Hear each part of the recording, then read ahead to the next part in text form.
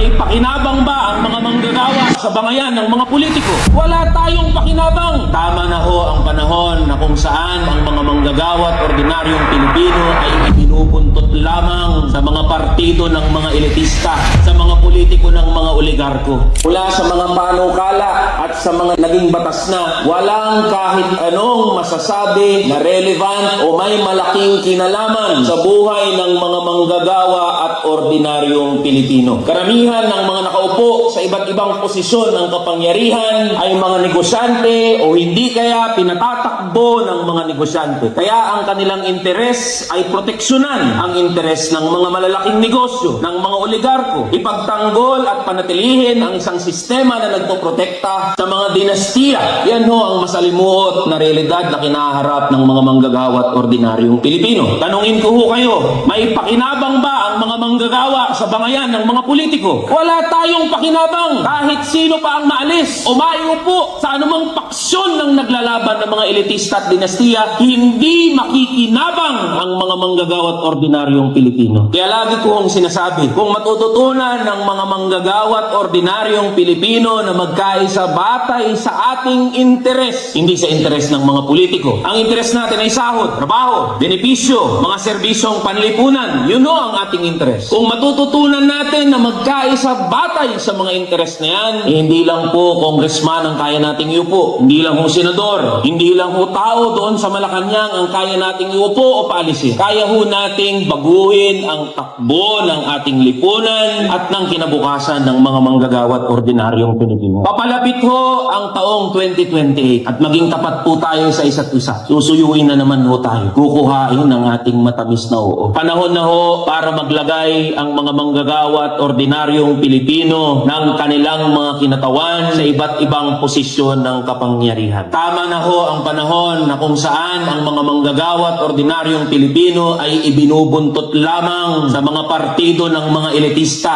sa mga politiko ng mga oligarko. Tama na ho ang panahon kung saan ang mga manggagawa at ordinaryong Pilipino ay parang naninikluhod at laging nagmamakaawa na pagbigyan ang ating mga kampanya at pinaglalaban. Hindi kusang ibibigay ang mga serbisyong panlipunan, hindi kusang itataas ang sahod ng mga manggagawa, hindi kusang mabubuwag ang provincial rate, hindi kusang mawawala ang kontraktualisasyon. Yan ay dapat nating ipaglaban. Gaya rin ng pinakikita ng kasaysayan, lahat ho ng natatamasa nating karapatan at kalayaan natin ngayon ay hindi kusang ibinigay sa mga manggagawa. Yan ay bunga ng pakikibaka at paglaban ng bawat isang manggagawa at ordinaryong Pilipino.